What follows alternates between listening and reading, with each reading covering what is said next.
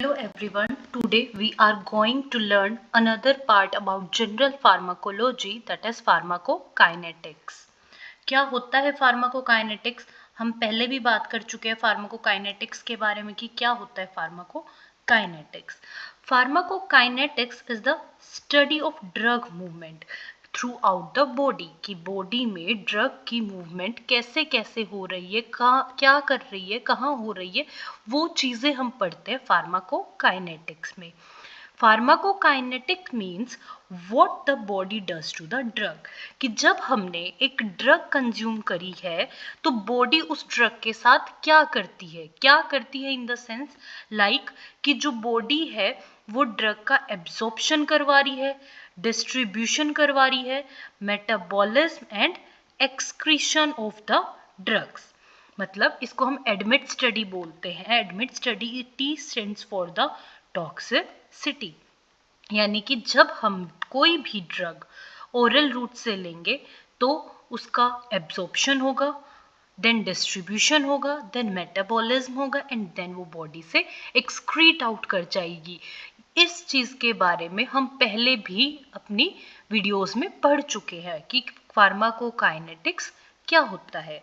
Now further इसमें अगर हम देखें कि ये क्या कह रहा है, pharmacokinetics is the study of pharmacokinetics जो है that is the principle of ADME. ADME क्या? Absorption, distribution, metabolism, excretion. For example इधर हमने ये मेडिसिन ली, ठीक है, इसका पहले क्या हो गया, हमारा एब्जॉर्प्शन दिखाया है हमने. एब्जॉर्प्शन मतलब how will it get in, कि वो अंदर कैसे जा रही है, दैट इज एब्जॉर्प्शन. मीन्स कि लाइक उसका एब्जॉर्प्शन में मीन्स कि उसका ब्रेक डाउन होगा, दैट इज डिसइंटीग्रेशन, या वी कैन से कि डिसोल्यूशन होगा, तब वो जाके एब्जॉर्ब होगी, दैट इज एब्जॉर्प्शन. दूसरी चीज आती है फिर हमारी distribution. Where will it go, कि वो कहाँ कहाँ जा रही है, थ्रू द ट्रांसपोर्टर्स बोल सकते हैं. कि डिस्ट्रीब्यूशन इज कि जो ड्रग है वो हमारी बॉडी में कहाँ कहाँ जा रही है, that is distribution. Then next is metabolism, how is it broken down, कि उसका मेटाबॉलिज्म इज कि ड्रग जो है वो कैसे उसका ब्रोकन कैसे हो रहा है, कैसे टूट रही है, दैट इज जो हम अगर मेनली बात करें तो जो हमारा मेटाबॉलिज्म है वो लीवर में होता है. देन हमारा नेक्स्ट आता है excretion. Excretion is how does it leave, कि बॉडी से वो किस चीज के थ्रू निकल रही है, लाइक एज अ फिसेस निकल रही है, और we can say through urine निकल रही है, या थ्रू स्वेट निकल रही है. यानी कि how does it leave the body, कि कोई भी ड्रग है वो कैसे बॉडी से आउट हो रही है, दैट इज एक्सक्रीशन. होप आपको ये चारों चीजें अच्छे से समझ आई होगी. फर्दर हम देखते हैं इसके बारे में, लाइक एब्जॉर्प्शन है. हम एब्जॉर्प्शन की बात करी, यानी कि जो ड्रग है वो डोजेस फॉर्म में था, अब ड्रग क्या हुआ, हमने जब एब्जॉर्ब कर लिया, यानी कि बॉडी में जब चली गई तो ड्रग अब सॉल्यूशन में चली गई, यानी कि ब्लड में वो एब्जॉर्ब हो गई. ब्लड में एब्जॉर्ब होने के बाद अब वो फ्री फॉर्म में है, फ्री ड्रग. फ्री ड्रग क्या होती है, जो फ्री फॉर्म होती है वो प्रोटीन के साथ बाइंड कर जाती है और प्रोटीन बाउंड ड्रग हो जाती है, ठीक है. टिश्यू में स्टोर हो जाती है और साइट ऑफ एक्शंस पे चली जाती है, bound and free drug. Next हमने बात करी, इसके बाद यहीं हमने bio transformation. Bio transformation is कि जो मेटाबॉलिज्म हो रहा है, that is a bio transformation. Metabolism क्या है, केमिकल ब्रेकडाउन, केमिकल चेंज. तो दैट इज मेटाबॉलिज्म और बायो ट्रांसफॉर्मेशन. अब जो मेटाबॉलिज्म होने के बाद जो हमारे मेटाबोलाइट्स थे वो मेटाबोलाइट्स एक्सक्रीट आउट हो जाएंगे, दैट इज ये हमने दिखा दिया एक्सक्रीशन. एक्सक्रीशन कैसे हो रहा है, वही जो हमने बात करी थी, through the urine, bile, faces, sweat, saliva, इनके थ्रू हमारा एक्सक्रीशन हो रहा है. This diagram is from KD Tripathi. Now आगे अगर हम बात करें, हम पहले एब्जॉर्प्शन को समझने से पहले हम ड्रग ट्रांसपोर्ट को समझते हैं. क्या होता है drug transport? All pharmacokinetic process involve transport of the drug across biological membrane. मतलब फार्माकोकाइनेटिक प्रोसेसेस जितने भी होते हैं, एब्जॉर्प्शन होना, डिस्ट्रीब्यूशन होना, इनमें सब में क्या इन्वॉल्व होता है, ड्रग का एक जगह से दूसरे जगह तक जाना, विच इज ऑब्वियस कि जब हमने बात करी डिस्ट्रीब्यूट हो रही है यानी कि ड्रग का ट्रांसपोर्टेशन हो रहा है, तो वो क्या करती है, जो ड्रग है वो बायोलॉजिकल मेम्ब्रेन्स के थ्रू ट्रांसपोर्ट होती है। Then second is drugs need to pass through one or more cell membrane to reach their site of action.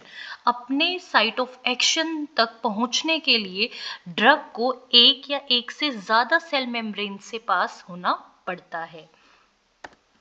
अब अगर हम बात करें, जैसे कि हमने पीछे बात करी बायोलॉजिकल मेम्ब्रेन कि बायोलॉजिकल मेम्ब्रेन से जो है ड्रग को पास होना पड़ रहा है, तो अब हम पहले ये देख लेते कि बायोलॉजिकल मेम्ब्रेन क्या है हमारी। बायोलॉजिकल मेम्ब्रेन की अगर हम बात करें, this is our biological membrane.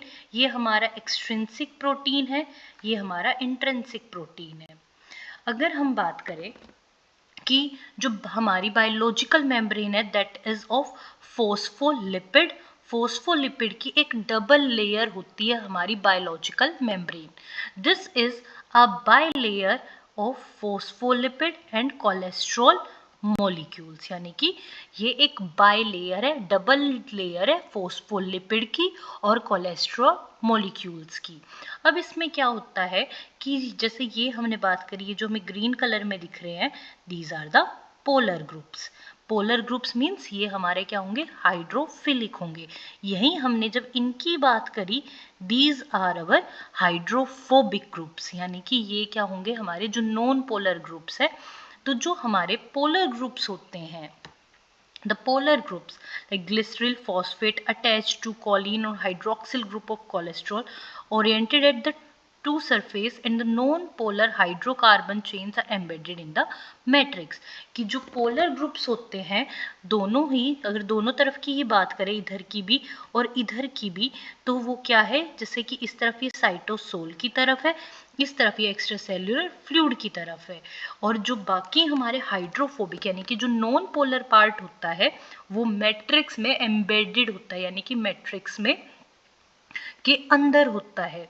Then हमने बात करी एक्सट्रिंसिक प्रोटीन और इंट्रिंसिक प्रोटीन। एक्सट्रिंसिक जो उसके अंदर एम्बेडेड है, इंट्रिंसिक मतलब कि उसका कुछ पोर्शन बाहर की साइड है, दैट इज इंट्रिंसिक प्रोटीन।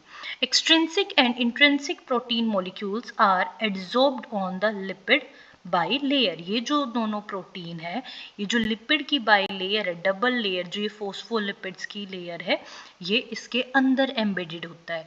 तो ये होती है हमारी बायोलॉजिकल मेम्ब्रेन, जो कि बाई लेयर्ड है, जो हाइड्रोफिलिक और हाइड्रोफोबिक ग्रुप से बनी हुई है। इसमें होता क्या है, कोलेस्ट्रॉल ग्रुप है हमारा और फोस्फोलिपिड है, और इसी से हमारी ड्रग जो है वो पास करती है।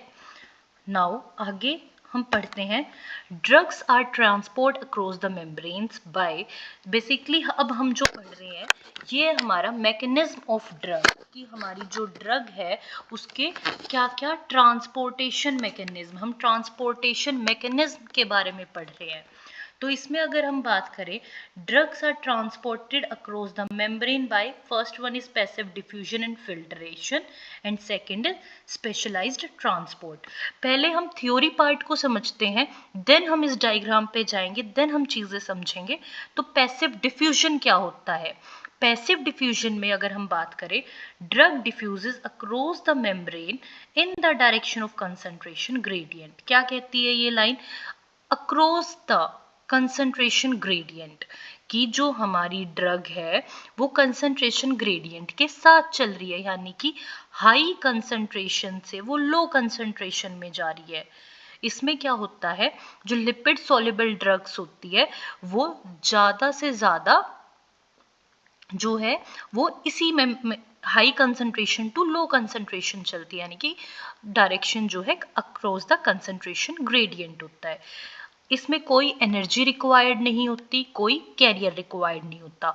जैसे कि अगर हम समझे फॉर एग्जांपल कि हमारी जो घर की टैंकी होती है, हमने छत पे रखी हुई है, तो अब हमें पानी अगर हम नीचे लाएंगे तो अगर हमें पानी नीचे की तरफ चाहिए, यानी कि हाई टू लो कंसंट्रेशन में चाहिए, तो उसमें क्या होगा कि कोई भी एनर्जी रिक्वायर्ड नहीं होगी, कोई भी कैरियर रिक्वायर्ड नहीं होगा, यानी कि हमें कोई एनर्जी इन द सेंस कोई प्रेशर नहीं लगाना पड़ेगा।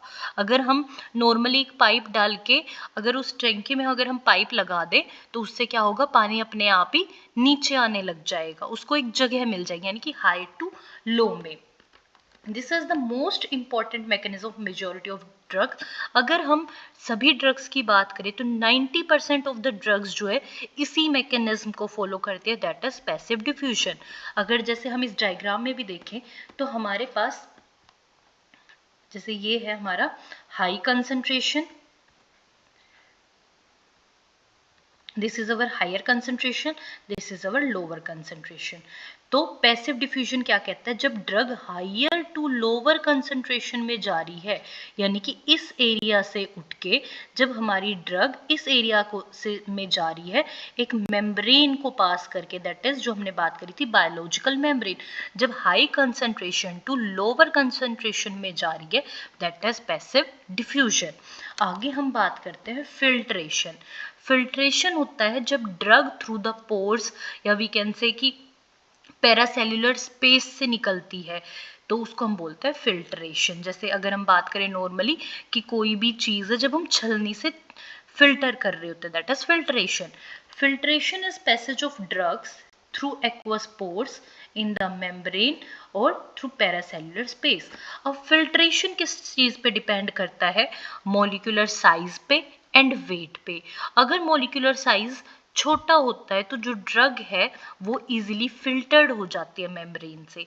फॉर एग्जांपल बात करें कि हमारे पास एक छलनी है और जो चाय वाली है उसकी बात करते हैं, तो उसमें क्या होता है, लाइक हम रंगोली कलर्स लेते हैं तो वो इजीली फिल्टर होते हैं क्योंकि उनके छोटे छोटे पार्टिकल साइज होते हैं, लेकिन इसी जगह अगर मैं बड़े पार्टिकल साइज ले लूँ तो वो उससे फिल्टर नहीं होंगे, दैट इज फिल्ट्रेशन। अगर हम पीछे वाले में ही देखें तो जैसे हमारा ये एक पैरासेल्युलर स्पेस है या we can say aqueous pore है, जब ये भी high concentration to lower concentration में जाती है through the paracellular space, that is filtration. अब अगर हम आगे बात करें फैसिलिटेटेड स्पेशलाइज्ड ट्रांसपोर्ट की, स्पेशलाइज्ड ट्रांसपोर्ट में हमारा क्या क्या आ जाता है, first one is facilitated diffusion. Facilitated diffusion मतलब कि उसको फैसिलिटेट कराया जा रहा है, यानी कि जो ड्रग है वो कंसंट्रेशन ग्रेडियंट की ही साइड चलेगी, यानी कि high concentration to lower concentration ही चलेगी, इसमें कोई एनर्जी रिक्वायर नहीं है। बट उसके इसमें डिफरेंस क्या है कि इसमें कैरियर रिक्वायर्ड होता है, इसमें एक हेल्प चाहिए होती है। फॉर एग्जाम्पल अगर हम बात करें कि जब ग्लूकोज की एंट्री हमें मसल्स या फैट सेल्स में करानी पड़ती है तो हमें ग्लूकोज ट्रांसपोर्टर की हेल्प चाहिए होती है, GLUT4 की हेल्प चाहिए होती है, दैट इज फैसिलिटेटेड डिफ्यूजन। कि जब उसमें किसी की हेल्प हो रही है, फैसिलिटेट किया जा रहा है उसको, तो इसमें एनर्जी रिक्वायर्ड नहीं होती है। सेकेंड इज एक्टिव ट्रांसपोर्ट और we can say primary active transport.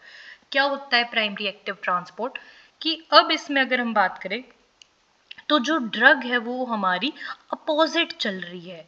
जैसे कि हमने पहले एग्जाम्पल में बात किया कि हम टैंकी से पानी नीचे ला रहे थे, अब हमें टैंकी में पानी ऊपर चढ़ाना है, तो उसमें क्या होगा, हम मोटर का यूज करेंगे, यानी कि एक एनर्जी यूज कर रहे हैं, एक प्रेशर यूज कर रहे हैं जो कि मोटर है।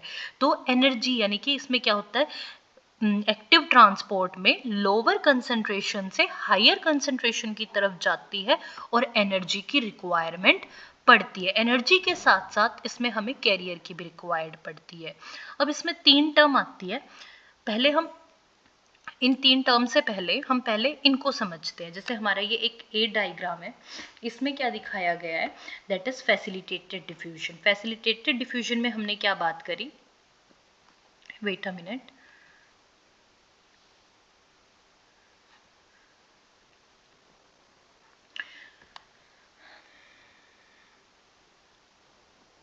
फैसिलिटेटेड डिफ्यूजन में हमने क्या बात करी, लाइक ये हमारा हायर कंसंट्रेशन था, ये हमारी लोअर कंसंट्रेशन है। हायर कंसंट्रेशन से जो हमारा मॉलिक्यूल, ये हमारी मेम्ब्रेन है, ये हमारी ड्रग जो है लोअर कंसंट्रेशन में आ रही है। अब इसको क्या है, एक कैरियर की जरूरत पड़ रही है, ठीक है, ये हमारा क्या हो गया, कैरियर हो गया, तो इसको इस कैरियर की जरूरत, SLC is our carrier. Then अगर हम बात करें एक्टिव ट्रांसपोर्ट में, तो एक्टिव ट्रांसपोर्ट में क्या हो रहा है, ये लोअर कंसंट्रेशन है, ये हायर कंसंट्रेशन है। लोअर कंसंट्रेशन से जब ड्रग हमारी हायर कंसंट्रेशन में जा रही है तो इसको ATP यानी कि एनर्जी की भी ज़रूरत है, और एक्टिव ट्रांसपोर्ट में इसको एक कैरियर की भी ज़रूरत है। तो यहाँ हमारा SLC कैरियर था, यहाँ हमारा ABC कैरियर है। अब बात करते हैं सिम्पोर्ट एंड एंटीपोर्ट।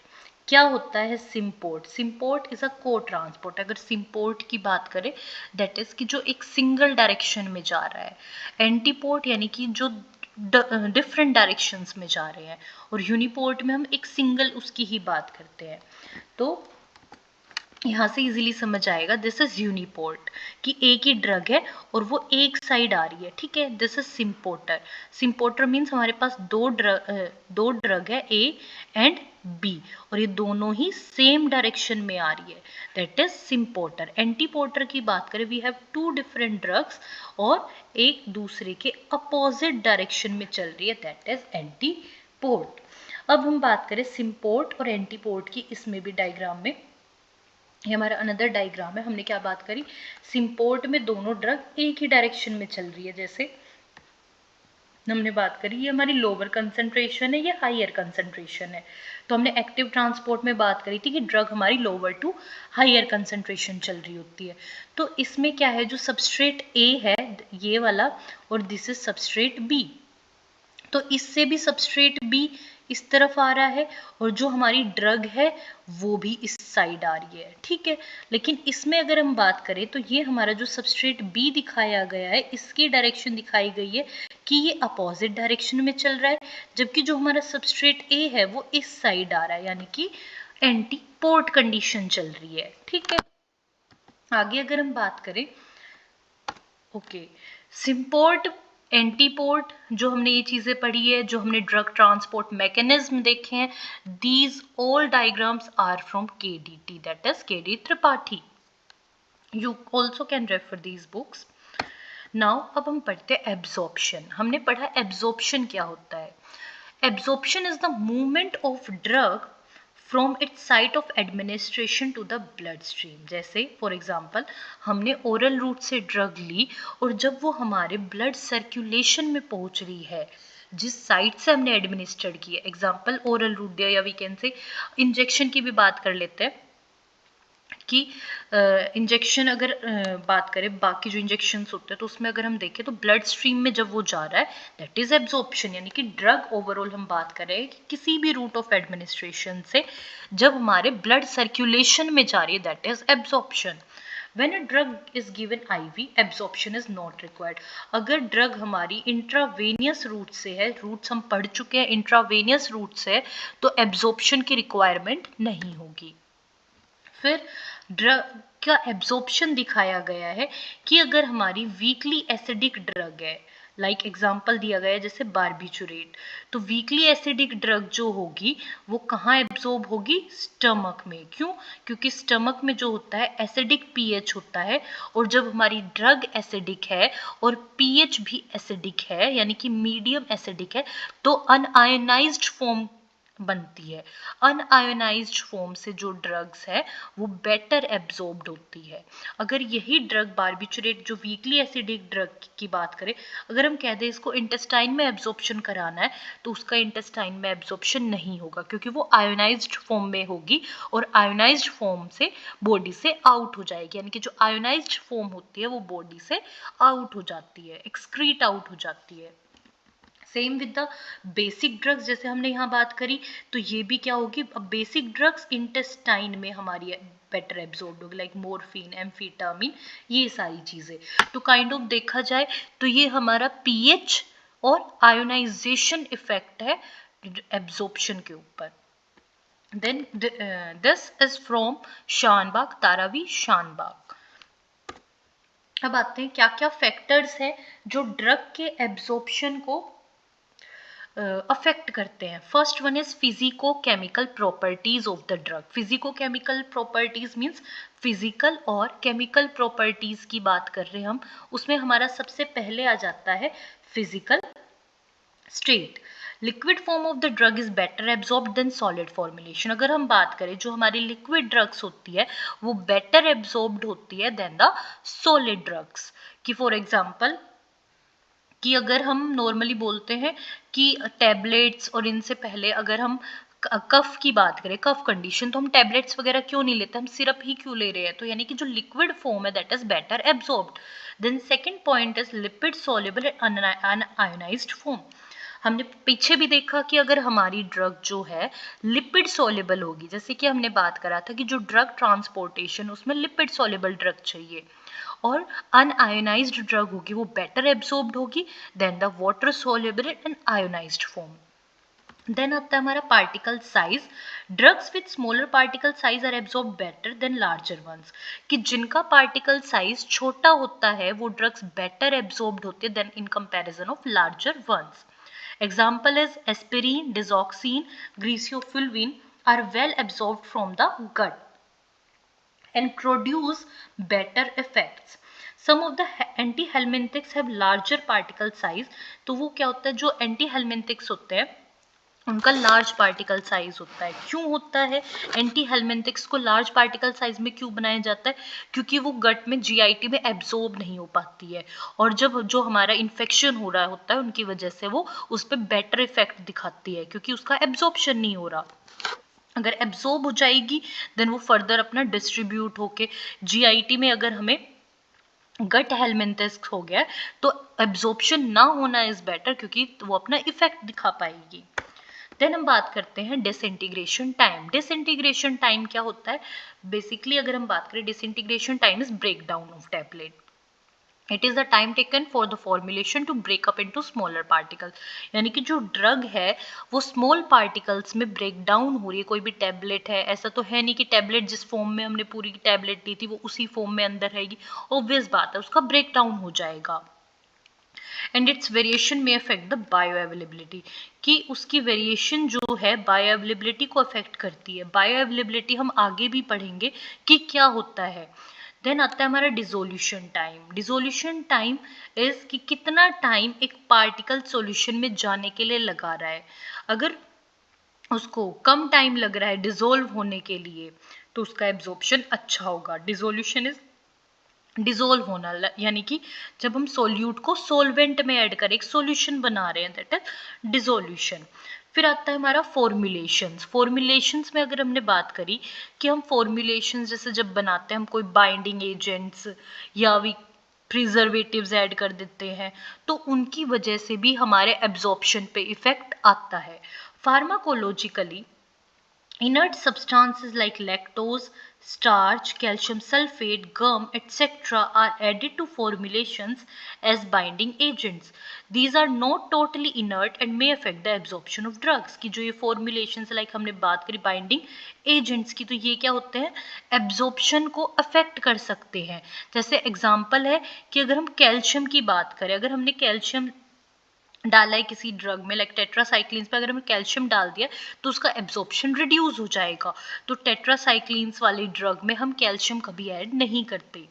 फिर आता है हमारा सेकेंड इज, अभी हमने पढ़ी है फिजिको केमिकल प्रॉपर्टीज। अब बात आती है रूट ऑफ ड्रग एडमिनिस्ट्रेशन, कि आप कौन से रूट से ड्रग दे रहे हो उस पर भी एब्जॉर्प्शन डिपेंड करता है। जैसे हमने पहले भी देखा कि एक्सेप्शन है हमारा आईवी रूट, इंट्रावेनियस रूट। अगर हम इंट्रावेनियस रूट से दे रहे हैं तो हम एब्जॉर्प्शन नहीं देखते, उसमें एब्जॉर्प्शन नहीं देखा जाता। A drug administered by intravenous route bypass the process of absorption as it directly enters the circulation। क्योंकि उसमें एब्जॉर्प्शन क्यों नहीं देखा जा रहा, डायरेक्ट वो वेन में जा रही है, यानी कि डायरेक्टली वो इंजेक्शन से ब्लड सर्कुलेशन में जा रही है। Some drugs are highly polar compound ionized in solution and are not absorbed through GI tract, hence are given parenterally. यानी कि वो ड्रग जो हाईली पोलर कंपाउंड्स है, आयोनाइज्ड यानी हाईली पोलर कंपाउंड्स यानी कि वाटर सॉल्युबल ड्रग्स है, lipid soluble नहीं है। दूसरी चीज वो आयोनाइज्ड फॉर्म में है, तो वो क्या होगी, जो लिपिड सॉल्युबल आयोनाइज्ड फॉर्म में है वो अब हमारी ओरली रूट से एब्जॉर्ब नहीं हो पाएगी, तो फिर उसको हम क्या करेंगे, उनको पेरेंट्रल रूट से देंगे। Like example is gentamicin. दूसरे एग्जांपल की अगर हम बात करें कि जैसे हमने बात करी थी कोई डाइजेस्टिव जूसेस की वजह से, पहले भी हमने देखा था अगर डिस्ट्रॉय हो जाए, जैसे कि drugs like insulin are administered parenterally because they are degraded in the GI tract. जैसे कि हमने बात करा था कि जो हमारे गैस्ट्रिक जूसेस होते हैं वो ड्रग को डिस्ट्रॉय कर देते हैं, जिसकी वजह से इंसुलिन को हम पेरेंट्रली एडमिनिस्ट्रेड करते हैं।